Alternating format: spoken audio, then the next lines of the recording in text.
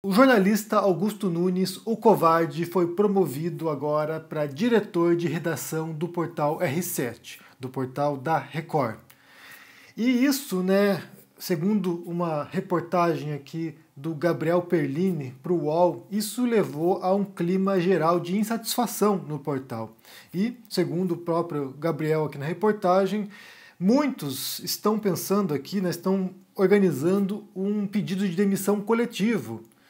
Então, assim, as pessoas não estão satisfeitas com essa promoção do Augusto Nunes e, segundo aqui a reportagem também, seria porque o Augusto Nunes é de trato difícil. Isso não surpreenderia, na verdade, que ele fosse difícil de lidar, porque basta de pensar aqui, né, que tempos atrás ele agrediu, ele deu um soco no Glenn Greenwald, o entrevistado no Jovem Pan. O Augusto Nunes foi lá participar do programa Pânico, que estava entrevistando o Glenn, e depois, quando confrontado ali, né, porque o Augusto Nunes se tornou assim o porta-voz dos reacionários do Jovem Pan, ele havia criticado o Glenn Greenwald e o Davi Miranda sobre o modo como eles supostamente criariam seus filhos, e quando confrontado pelo Glenn, o Augusto Nunes se levantou e deu um soco no Glenn Greenwald. Então, assim, você tem um jornalista, um repórter que na sua emissora de rádio, né, da qual ele é contratado, vai lá e agride o entrevistado, e isso certamente entra para os anais da história da comunicação brasileira como um momento de infâmia também, né, de vergonha, né, de algo inaceitável, de quebra de ética jornalística, de falta de profissionalismo. Então, como eu disse, não surpreenderia de fato que ele fosse alguém de difícil convívio. Naquele momento em particular, eu devo ressaltar aqui também, que naquele momento em particular, para mim, a Jovem Pan acabou totalmente, né? Eu ainda assistia de tempos em tempos para saber o que eles falavam, né? Os absurdos que eles diziam lá. Às vezes acompanhava também o Morning Show, porque tinha lá o Edgar, tinha a Paulinha e o Fefito, que ainda confrontavam o Caio Coppola na emissora, mas depois que houve essa situação aqui da agressão ao vivo na Jovem Pan, para mim, assim, eu só assisto agora em condições excepcionais, quando vocês me marcam aqui e falam: assistam esse programa particular porque aconteceu um absurdo ali. Porque de resto, para mim, a Jovem Pan acabou. Agora você tem, como eu disse, a promoção. E o que acontece, gente, é que assim, primeiro, além dessa quebra de ética profissional, né, um sujeito que vai lá e agride um entrevistado, você tem uma agenda, em parte, bolsonarista, ou seja, ele, o Augusto Nunes, como diretor de redação, provavelmente vai encampar também essa visão bolsonarista, e, por outro lado, uma agenda negacionista da ciência, principalmente, né? O Augusto Nunes é alguém que, repetidas vezes aqui, se vocês acompanharam o que ele diz, é alguém que é contra lockdown, que é contra a quarentena, que passava um pano violento para as medidas desastradas desse governo Bolsonaro para combate da pandemia. Segundo Augusto Nunes, o Bolsonaro não tem a menor responsabilidade por essas 200 mil mortes no Brasil agora. É alguém que simplesmente está fazendo seu trabalho com eficácia, né?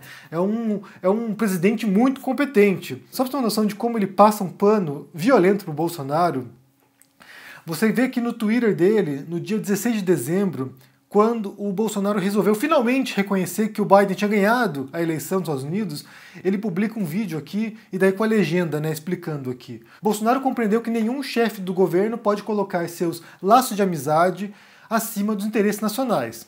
Além de enviar uma mensagem de cumprimento a Joe Biden, o presidente afirmou que vai preservar os laços históricos que unem o Brasil e os Estados Unidos. No vídeo que ele pôs aqui tem um tom um pouquinho diferente, né? Ele mostra como Bolsonaro foi um dos últimos presidentes do planeta a reconhecer a vitória do Biden.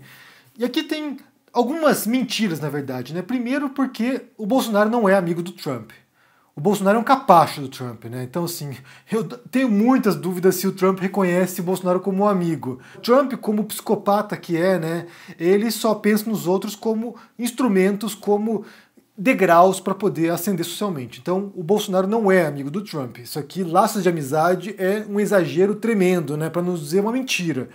E depois é que, na verdade, a gente sabe que o Biden não sei se pensa em preservar os laços históricos de união entre Brasil e Estados Unidos. Tem uma reportagem, inclusive, de ontem, da Folha de São Paulo, que aqui, olha, diz o seguinte, manchete: reação de Bolsonaro e Ernesto à invasão do Capitólio dificulta ainda mais relação com o Biden, dizendo que, na verdade, a relação está bastante comprometida e não tem isso de relações históricas, não. O Biden, se puder prejudicar o Bolsonaro e o governo Bolsonaro, vai fazer isso sem nenhum tipo de pudor, porque o próprio Bolsonaro, em inúmeras circunstâncias, foi alguém que tanto apoiou o Trump como criticou o Joe Biden. Então, nesse sentido, o Augusto Nunes está simplesmente negando a realidade e os fatos. E aqui a gente entra num grande problema, né? Porque ontem o Meteoro Brasil publicou um vídeo bem interessante que eu recomendo que vocês assistam, que se chama Fica Proibida a Interpretação de Texto no Brasil.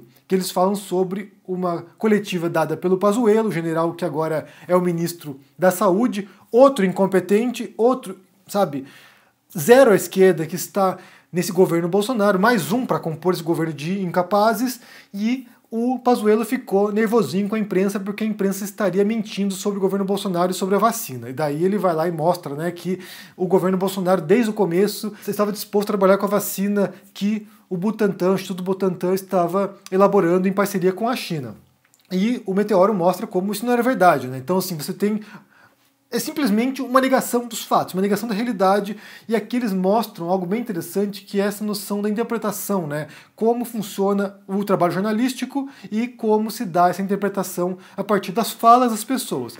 E eles citam Humberto Eco, e essa é uma questão interessante, porque o trabalho jornalístico, ele parte, obviamente, de uma interpretação dos fatos.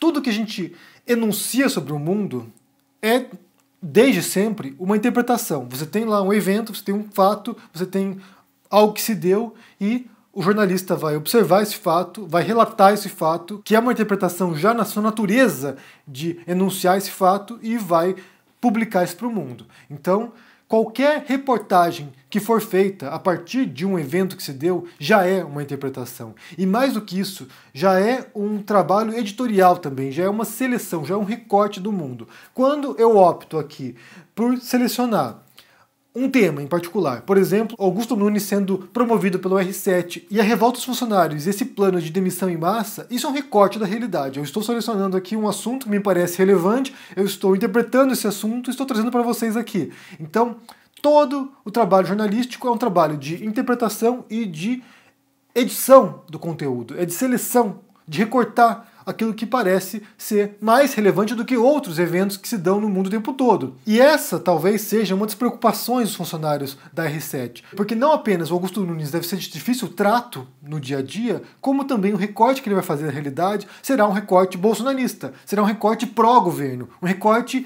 de lambeção de saco do presidente. Assim como o recorte do Bolsonaro é um recorte pró-Trump, é um recorte de capacho do Trump. E assim como o recorte do Pazuello é um recorte de negação da realidade para defender a agenda negacionista da presidência.